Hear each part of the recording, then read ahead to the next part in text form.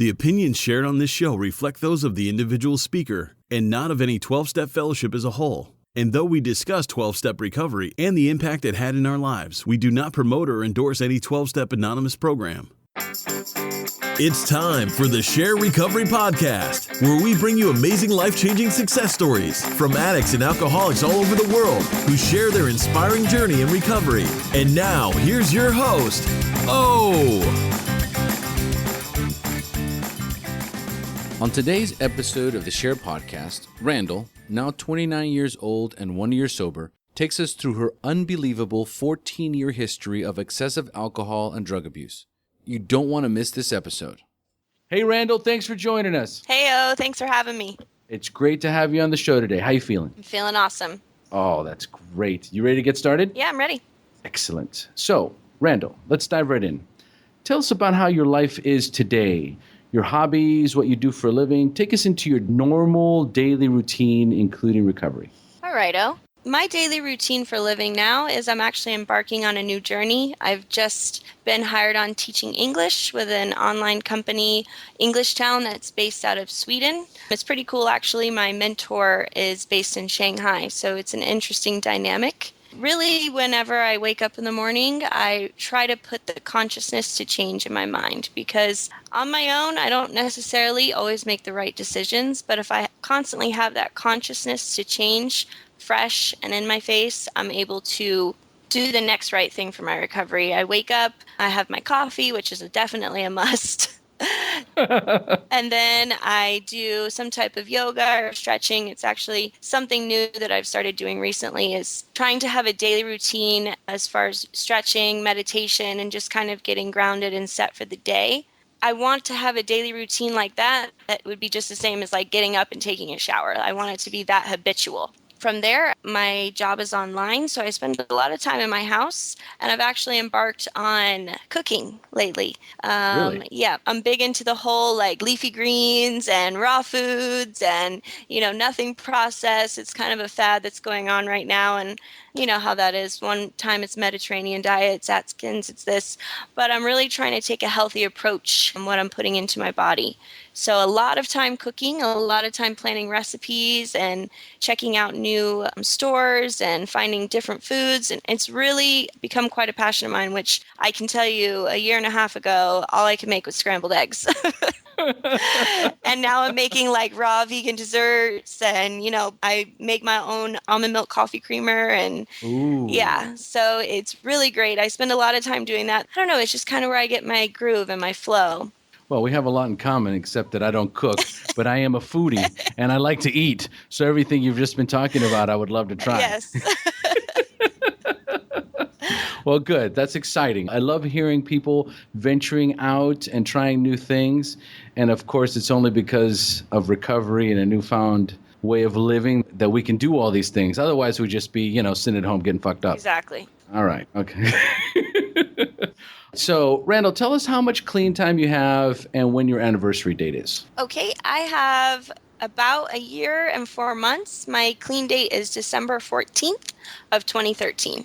Yes, you just recently celebrated a year. So a year in December, and it's actually, gosh, time flies. I know. What are we're already January, February, March. Wow, a year and 3 months. Mm-hmm. Wow, that's exciting. Beautiful. Well, let's talk a little bit about the past now. How old were you the first time you drank or used drugs? And more importantly, how they made you feel that first time? Okay. I was 15 years old when I took my first drink. I'll never forget it, because the moment that I did it, it was a little shot I took of something that a friend had. And I remember thinking, this is it. This is what I've been looking for. At the time, I wasn't conscious in thinking that. But now looking back, I realized that it gave me everything that I felt like I was lacking. Absolutely. Yes, I think many of us have had that same experience the first time we used. And, well, that's what propelled us to move forward and continue. Exactly. Exactly. I mean, that might have been after school one day or something. And that very next weekend, I was, using those master manipulation skills to find my next bottle. So that way I could drink like I saw my parents and family drink and friends drink, which my dad's an alcoholic. So that was always in excess. So as we know, here I am today, year and a half in recovery. And that didn't go very well for me. I was violently ill the first time I drank, and all I wanted was more. Oh, well, with that springboard, it's time for me to turn this show over to you, Randal. It's time for you to share your story, the battle against drugs and alcohol, the wreckage it caused in your life, when you hit rock bottom, and finally your journey into recovery up until today. So, Randal, take it away. Thanks, O. You got it.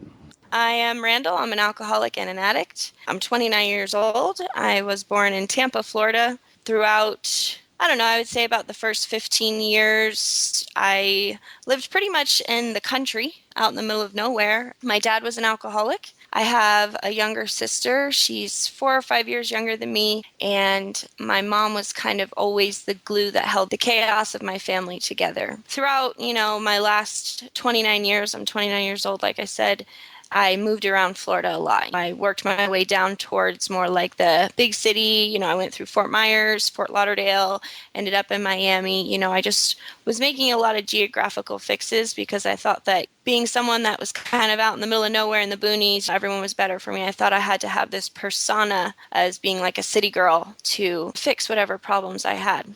So anyways, yeah, my dad's an alcoholic. I don't really touch on this a lot when I tell my story, but I do think that it does have some impact on my life. When I was growing up, all I saw were my parents having friends over, out on the back porch, up all night, drinking and partying. Anytime we would go somewhere, it was always about the drink. It was always about food.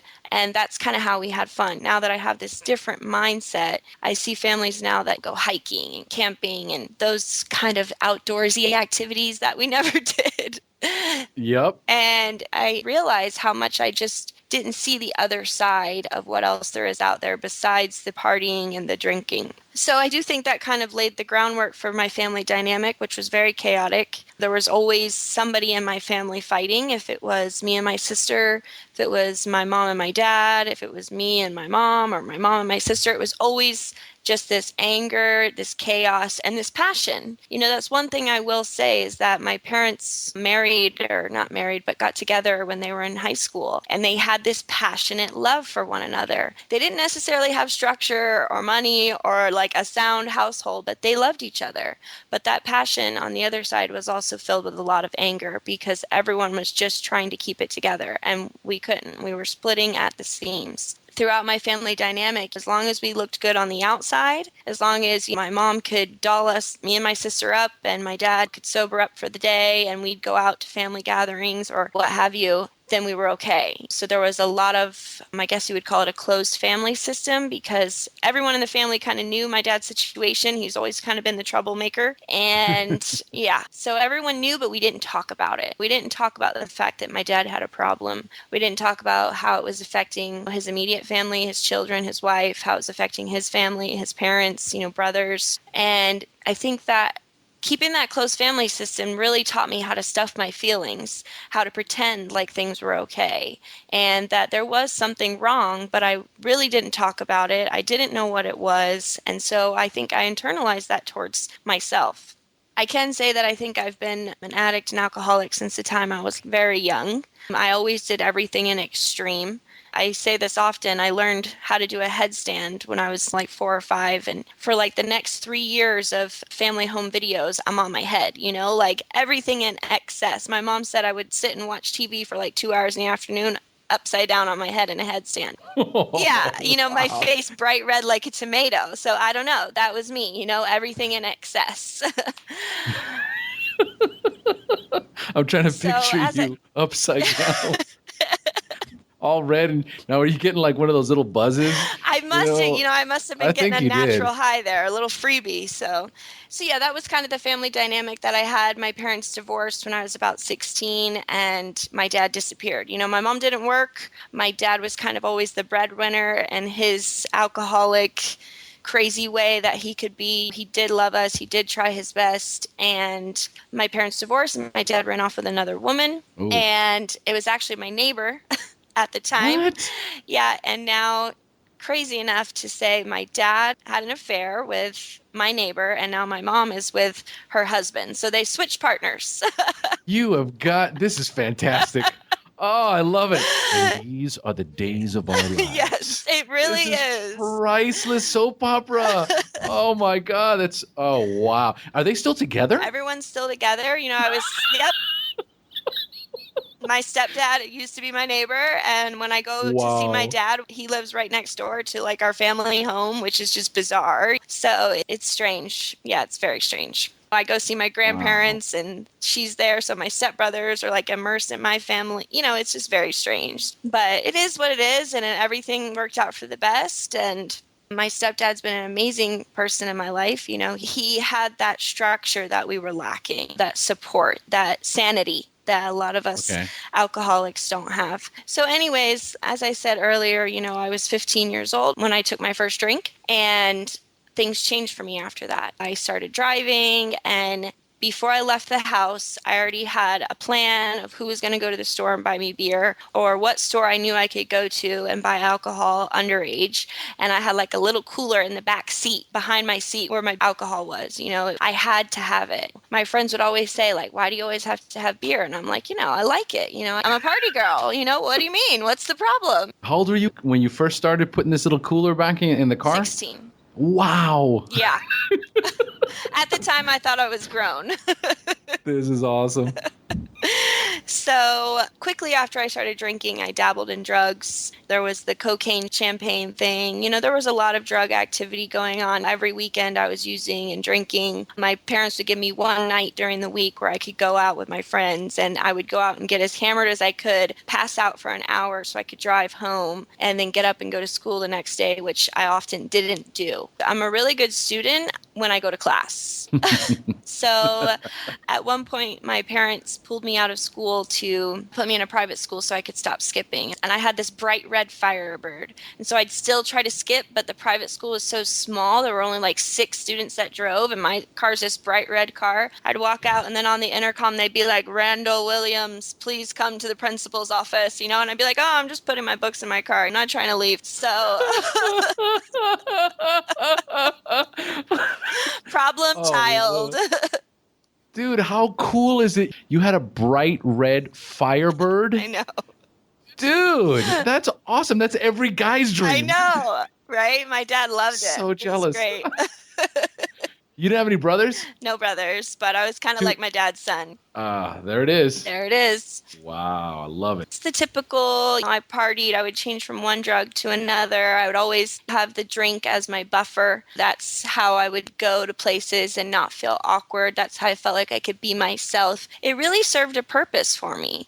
The problem was that I was killing my body. I was not sleeping. My mind was in a fog, so I wasn't able to do the things in high school that I needed to do. Somehow, I passed by and did what we do, which is just keep on trucking. And now, looking back, I don't see how I could have ever have managed, and I did. But about the time I was 18 or 19, I got into some really heavy drug use and basically was living out of my car. I would go home every like 3 or 4 weeks and try to get some money and eat some food and pack up some clothes and go back out. I don't really know what was going on with my mom at the time, but, I think I had this big thing where I was like, I'm 18 now, like this, I can do what I want with my life. And it got really bad. I got in trouble with the police, which actually saved my life. That was where I found AA.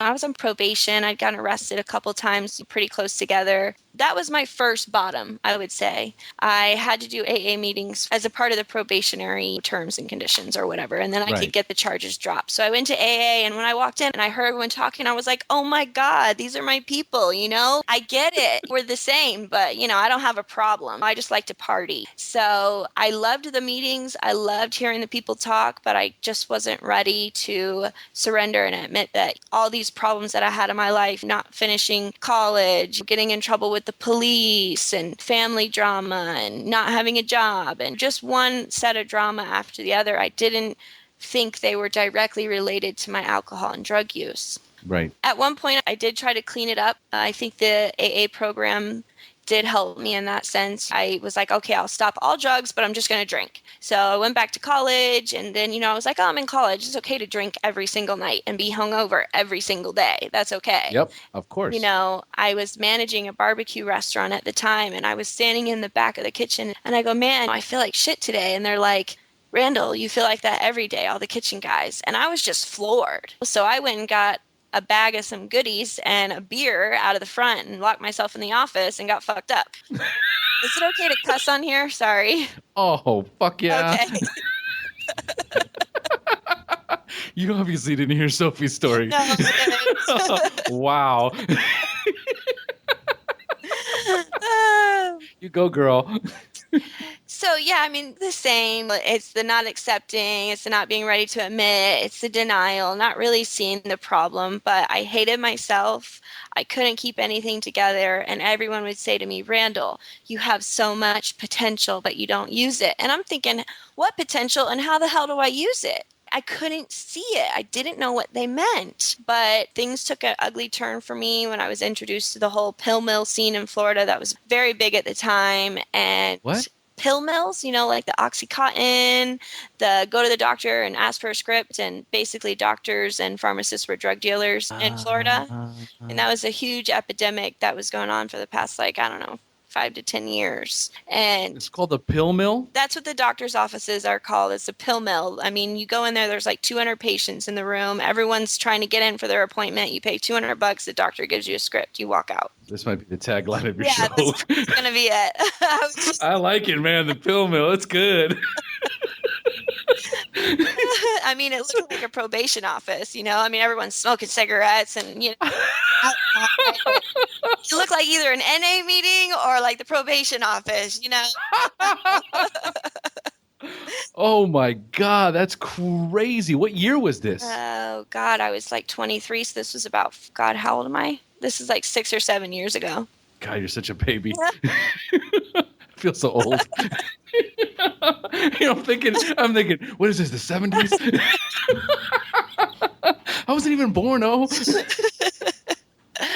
Yeah, so that was a big thing, and instantly I was like, wow, I found that thing that I loved because I'd always kind of dabbled in painkillers. And that was one thing that I guess in my addict I held close to my heart. And it was what I needed. And it was what took me to my knees. And it's what took me over the edge very quickly. Within 6 months, I was using to be a more productive waitress at work. And within a couple of months, I couldn't go to work unless I had the pills. Right. It was that physical habit. And I remember thinking, damn, I don't want to be a drug addict again because, I'd stopped drugging, but I was just drinking, right? So I thought I was like pulling, I reeled it in a little bit. And so I tried to quit and I couldn't. I just was like, all right, I'm just going to sleep this off for a week and I'll be fine. And it was just this emotional, mental, spiritual, physical, I don't even know how to explain it. It really was just killing me on the inside, spiritually and physically. I couldn't function without it. So I just kept on going and trying to find the cheapest, most effective means. And I was like, as long as I'm going to school and as long as I'm working, I can do this, as long as I can keep it together. Well, that didn't last for very long. And quickly I started injecting using needles, which is the one thing I always said I would never do. And that brought me to my knees quickly. I lost my job. I lost promotions. I stopped going to school. I lost my apartment. I lost everything. I'm in debt up to my ears right now with school loans and credit card bills and bad checks. And I finally moved into the house with my mom. And she was like, I think you have a problem. And I was, nah, you're crazy. I'm fine. I got this.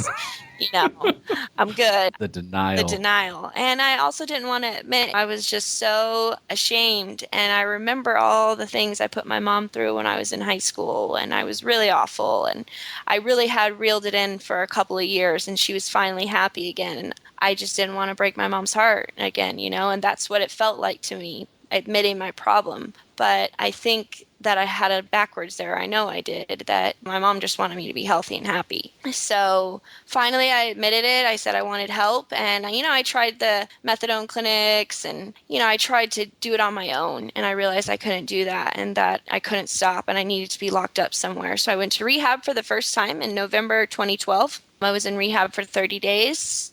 And from November 2012 till December 14th, 2013, I was in 4 rehabs, Whoa. numerous halfway houses and detox centers, and out and in and out and in. I was all over, Florida, trying to find a rehab that would take me, that I could afford.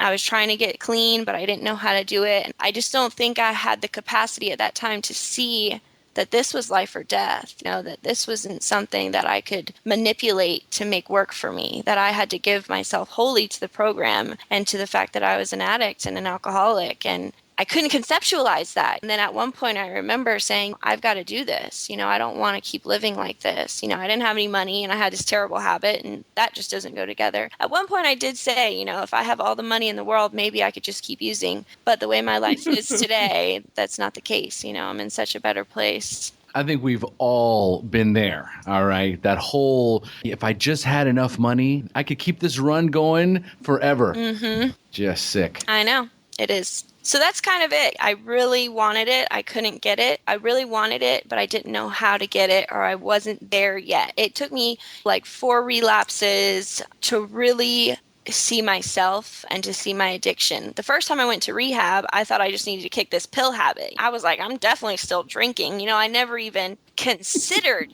being clean, of all mood or mind altering, substances. Never. I just needed to get rid of this thing. As you just did in the beginning of this show, Omar, you asked me, when's the first time you used? So did my counselor at that rehab. She said, all right, I'm going to ask you a list of drugs to see how old you were when you first used them, how long you used them for, and how long your abstinence has been. Well, every drug on the list I used, and they were all from the age of 15 to 17 in abstinence. I didn't even know what that meant, like 1 or 2 days. And here I am, like 25 years old in rehab, and I've never had a day of abstinence. I mean, Wow.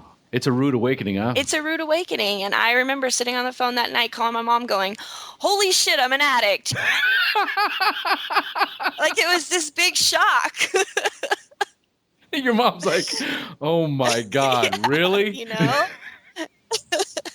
So, yeah, it took me that process, and it was hard to admit that. It was hard to come to terms with that. But once I did, it's some sort of freedom that I experienced, the surrender. And now my life is completely different. Real quick, before we segue, you were in and out of 4 different rehabs in that course of a year, right? 2 years. So, yeah, within close to 2 years, in and out of rehabs 4 times.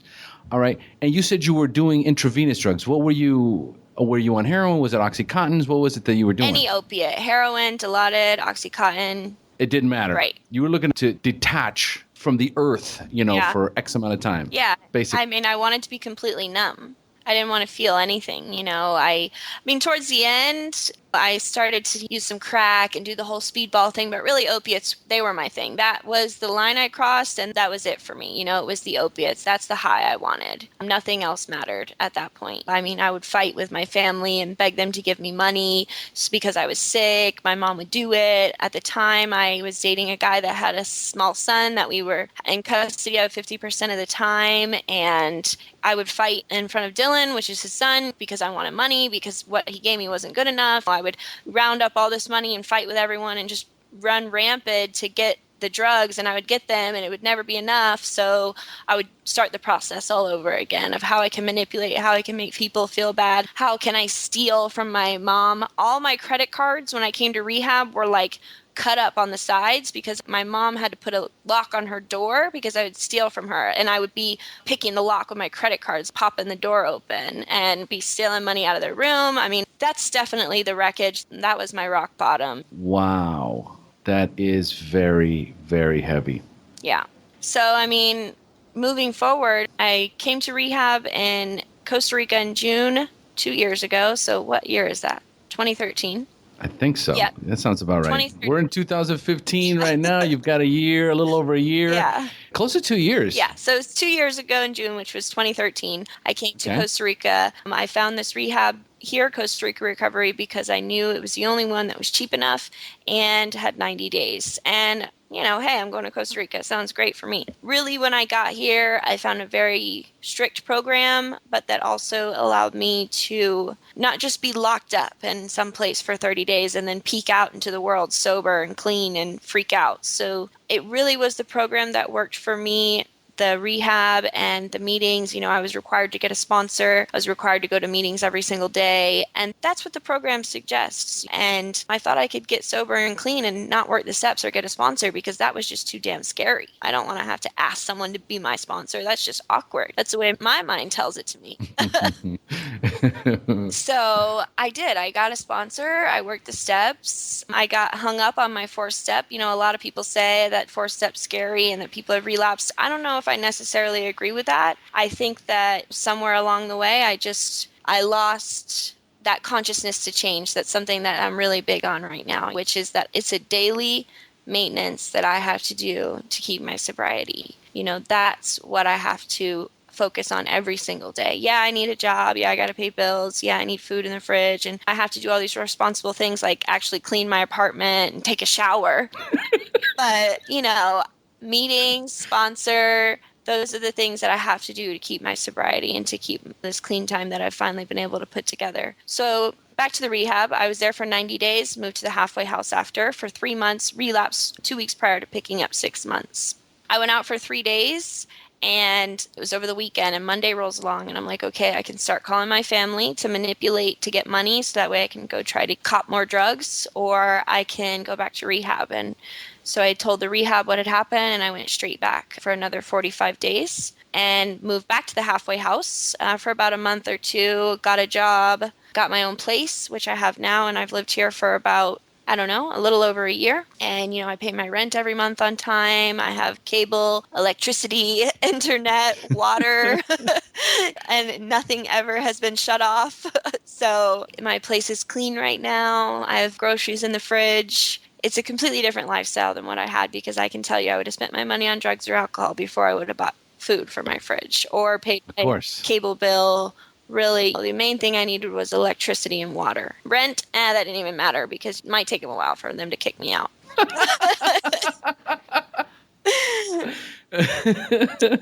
So now my life has completely changed. There were things that I aspired to when I got sober. And I thought when I got sober that life was just going to be grand and great. And it's not necessarily it. It's life on life's terms. But I can say that I love who I am today. And I've gotten to know myself on such a deeper level. When I first came into rehab, my physical appearance changed. I got actual color to my skin. I wasn't all gray. I wasn't all bloated after a short period of time. I started working out. I started eating healthier, which is a major, major point of my regimen today is, exercise, eating right, because I have so many things. I'm anxious one day, depressed the next. I really have to take care of my body because that's what takes care of my mental state. I remember when you came back from that relapse, and I can't remember. It was just a few days. You went back out for a few days, right? Mm-hmm. All right. I didn't know if it was just drinking or if it was drug use, or I don't know what you found down here. Well, you can find almost anything in Costa Rica. Oh, don't worry. I found a pill mill down here, too. Well, what's funny is I was engaged at the time. So I just started dating my wife now today. You know my wife, Marcella. Mm-hmm. And she's one of your bigger fans. And she's always asked me about you because one of the first meetings I took her to, you were there. It was a Saturday morning meeting. You just come back from the relapse. And I remember she was sitting in the room and she goes, would you say those two sitting in the back, are those newcomers? And I go, I think she just came back. I think they just both came back from relapses, honey. And she was like, yeah. And then 6 months later, she was with me at a meeting and she goes, is that the same girl from before? And I said, yeah, she's doing fantastic. She goes, she looks like a different person. She looks fantastic. She goes, well, I'm rooting for her. So she's always asked me about you. She's like, oh, say hi to Randal for me because I told her we were doing this interview. So she says hello. Oh, tell her I said hi. Yeah, it's so sweet to know that people are supporting me, and that I touched her in a way where by showing, how this program works and how much it means to me to not really know her that well, but to know that she's rooting for me, and that's what this program's about. It's about the fellowship and it's about the support and the love and the understanding that we can get from one another, which was what I always thought drinking would bring me, So it really does mean a lot to me, and thank you for that. Well, you're welcome. And it wasn't easy. You've been sober now almost a year and a half. But tell us about Those first 6 months after your relapse must have been tough. I don't know. You tell us, was those first 6 months after the relapse, was it tougher or was it easier because you finally surrendered? I'm going to say that the first 6 months after that were pretty easy. They weren't easy, but yeah, I had finally surrendered. I had finally came to believe in a higher power, and that the higher power is actually what's going to keep me sober and clean, and something that's going to keep me connected and grounded. I had always said that I have a blank slate when it comes to a higher power, but I just hadn't ever felt that connection. And when I relapsed, it came to me. That was kind of my spiritual awakening. And when I was in rehab for those 45 days, I made the best use of my time. I called my sponsor every single day. I was on my 4th step again, and I was working on it 2 hours every night. Maybe not every night, but as many nights a week as I could. I would gather up some people and say, let's go, into the study room and work on our steps. And just to kind of have that, I need people today. It's crazy. I need people. I used to hate those needy people, those needy bitches, but I'm one of them. So, Absolutely. yeah, That's awesome. and I got my 4th step done. I got my 5th step done. And I don't know if there was these shining lights, but it gave me the ability to see myself in such a different way and to let go of some things that were really holding me back. And I would be, doing something just on the daily basis, the things that I had to do, washing dishes, this and that, going to meetings. And I would see these behaviors pop up and I'd be like, oh, that's interesting. Let me take a look at it and see what I can do to correct it, and be willing and ready to have God work on removing these defects of character from me. And it's not easy. And are they removed? Some of them are. Honestly, I was the biggest flirt in rehab, and I was almost kicked out a couple times because I just couldn't stop flirting because I didn't know how to have a mature adult conversation with someone. And I got I was validated through men. Yes. And there was a woman in the meeting that shares often about having dignity, and I was write it on my hand every day, dignity. And that to me meant when I was in class and rehab, or if I was at a meeting because rehab made me go, I wasn't just slouching with my head on the table. I sat there and acted like I really wanted to be there, even though maybe at the time I was like, oh, I can't stand this. And I stopped flirting. And I'll tell you, the way I used to talk, I was like a sailor, and when I would tell people, no, I don't want to talk like that anymore. At first, it was really hard because they wouldn't accept it. They'd be like, yeah, Randall. But eventually I made the change. And now, I don't even know if I know how to flirt anymore because it was such a coping mechanism. Now I get all nervous. I'm like, I'm like the complete opposite, I'm an extremist. So it really did change my perspective, and it gave me self-esteem. It gave me self-confidence to know that I don't have to dumb myself down for people to like me. Which is absolutely, yeah, it's been a huge change for me. So yeah, I went to meetings every day. I got a job, a very low stress job. I showed up every day from 8 to 3. I showed up, I went to work, I came home, I went to meetings. For the first 6 months, things got easy, but I can tell you for the first 6 months, I felt so awkward all the time. I don't know. I just felt weird. At about 6 months, that was lifted, thank God. I don't even know how to describe it in words, except for I just felt weird. Maybe it was anxiety, maybe it was a number of things. But at 6 months, that was lifted. And from 6 to 9 months, going to meetings, talking to my sponsor, working the steps, trying to be honest, or being honest, being open-minded, being willing came very easy to me. Not very easy, but it was becoming second nature. So it wasn't so tough. It wasn't like I was grinding to get there. It was like, all right, I want to do this. Right. At about 9 months, things changed for me. I have a tendency to get this, I've got this attitude because I think I know everything and I think I know best.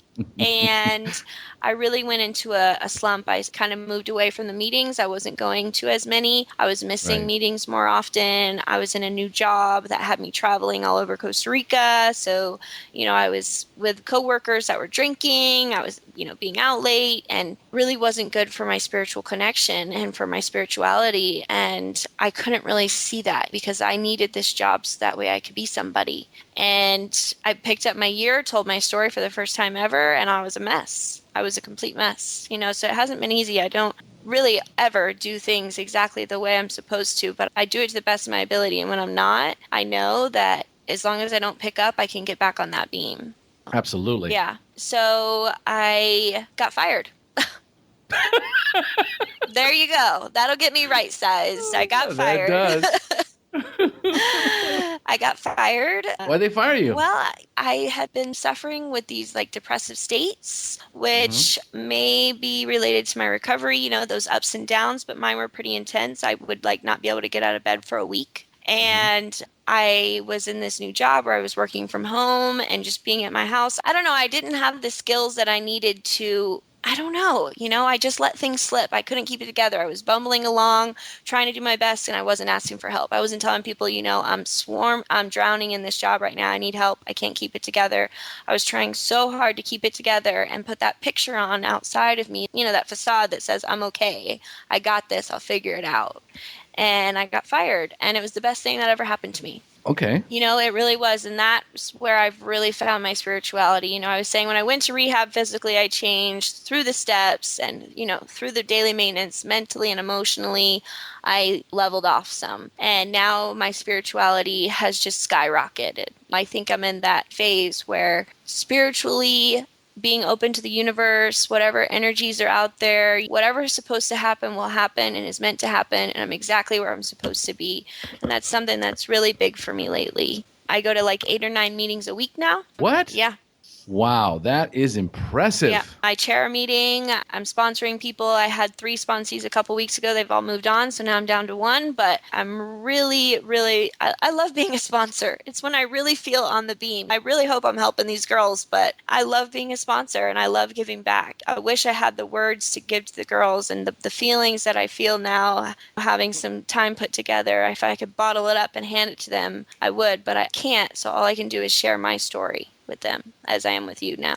And I love it. I love being a sponsor. Now that I'm going to meetings every day, I know that day I'm going to have a better day. Like I said, I'm struggling with this depression. So I really struggle with being withdrawn, fatigued, low productivity levels. And now, since I'm going to meetings every day and I'm repeating myself, I know that I'm going to have an overall more productive day. I'm going to have more serenity. And I have recently defined the meetings as my higher power. So every time I walk in that room, I get connected with my higher power again. And it's just a really awesome feeling. And I would love to have, tons of riches and everything in the world, but I don't need any of that now. All I need is a connection with my higher power, love myself. I love being on this journey of discovering who I am, what I like, which now I'm cooking, which is bizarre. I want to try some dancing, some traveling. There's so many things that I could do. Now I'm teaching English with people from all over the world. As I said in the beginning of my story, I wanted to get out of that little country town in Tampa, Florida. And now look at me. I'm in Costa Rica. I'm sober and I'm communicating with all different cultures. And it's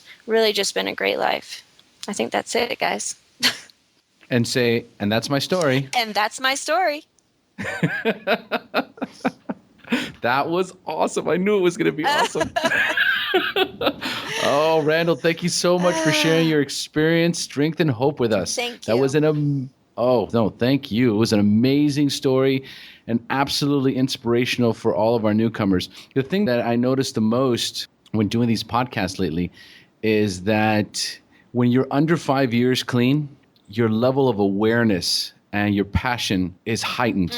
I think that newcomer pink cloud, it really comes through your voice. Yeah. You can feel it. And the ones that have, as far as the podcasts that have gotten, it's amazing. It's the women's podcasts that have gotten a lot of downloads and a lot of followers. Leanne's story, Sophie's story, Raquel's story, and they're all under, Raquel just celebrated 5 years. But the other girls, Leanne with 2 and Sophie with 2, stories and yours super powerful because I think you're using time. It's so very clear and present in your life today. I mean, I'm sure you can, as you tell your story, it's all very, very clear. Me, I'm coming up on 12 years and I was doing a recording with my wife as far as trying to do my story. I couldn't get into it. It was tough. I was trying to go back in time 12 years and reconnect with that person. And, as far as I'm concerned, that person's dead. So, again, your story, absolutely awesome. I enjoyed thank you. all of it. I was so nervous, honestly. Oh, my God. Yeah, but you got to feel fantastic right now. Oh, I'm feeling great. I'm on top of the world, buddy. Oh, I love it. All right. So, Randal, let's keep this spirit moving. All right. I'm going to ask you a few questions now, and I call these for the newcomer. What I'm going to do is I'm going to ask you 5 questions about your early recovery, and you're going to respond with inspiring and insightful answers you can share with our newcomers. Are you ready? Ready. Excellent. Number 1, what was keeping you from getting clean or staying clean when you first got introduced to recovery? Okay. I think that was, I don't really want to give a generic answer, which is, admitting the problem, but that's what I think it was, that I couldn't grasp the idea that I was an addict. It was the acceptance, and it was very hard. It was hard to look back on my life and see where I'd come from. There were a lot of distractions. The level of commitment from me was low in the beginning, but it was all I was capable of, I know now. As time goes on in my early recovery, and now I'm able to build on the blocks and on the foundation. So I think it was, basically it was just that acceptance. It was not manipulating, and it was giving myself fully to the program that I was lacking in. Perfect. Excellent. Thank you.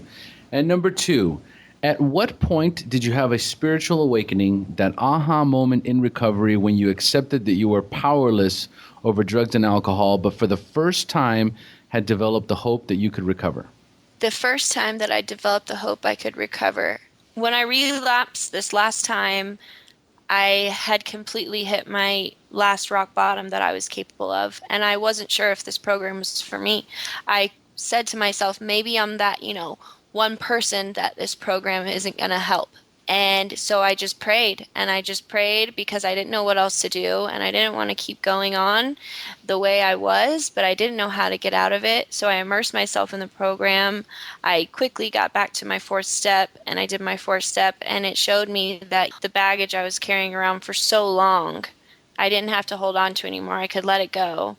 And that I was going to be capable of changing the behaviors, which ultimately lead me to use. And that was my spiritual awakening. I think I had a lot of them, a lot of small things, just when being stressed out about something and then sharing about it in a meeting and then feeling instantly better. To me, that's a spiritual awakening. That's showing that the program works in my life. But the big one for me, that big turning point, was after my last relapse and after doing my 4th step. And that's what gave me the hope to change and to know that it was possible. Beautiful. Thank you. And number 3, do you have a favorite book you would recommend to a newcomer that you read in early recovery? No. The big book.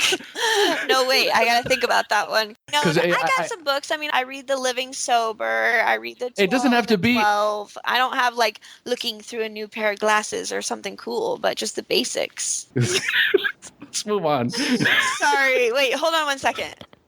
All right. Did you find something? Oh, no. I'm sorry. I burnt my beans. There you go. Practicing cooking. Okay. You said did you read the Living Sober book? I read the Living Sober book. I read the 12 and 12, which if you work AA, I recommend, I guess, because trying to figure it out in the big book, it's a little confusing. I think the big book is good knowledge to have, but I think it takes a little time to acquire the understanding on that. Perfect. That's a great answer. All right. And you burned your beans. And I burned my beans. I've been smelling them for a little while now, but I was on a roll. I was like, fuck it, I'll make more. Fucking awesome. Fucking awesome, man. I love it. All right. Number 4. What is the best suggestion you have ever received? The best suggestion I've ever received, as I talked about earlier, I was going through a hard time. I had kind of stopped going to meetings, and I honestly was hating meetings. I couldn't even stand to sit there for an hour. And I told my sponsor that, and she said, go to more meetings. And it changed my life.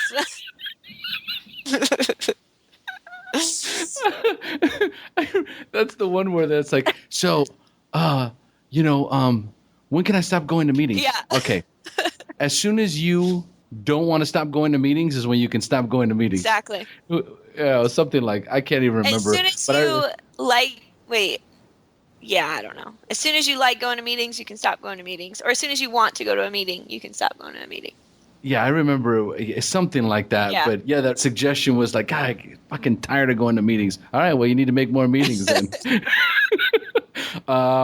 Okay. Thank you very much. Great suggestion. Okay, number 5. If you could give a newcomer only one suggestion, what would it be? Don't stop before the miracle happens. I love that one. That one gets a lot of airplay. Yeah, I mean, it's so cheesy. I'm sorry, but it's true because every time I've gone through something really bad, I've popped out the other side on such a different plane of like happiness and spiritual connection. And every time I go through something really hard, whatever's on the other side is way better than where I started. Yep, absolutely. Don't quit 5 minutes before the miracle. Yep. Great suggestions, Randall. And before we say goodbye, I have one more question for you. Of all the meetings you have attended anywhere in the world, which group is your favorite and where is that group located? Of all the meetings I've attended anywhere in the world, I would say that it's right here in Costa Rica in Escazú. It's the Zoo Group. Perfect. It's one of my favorites as well. Yeah.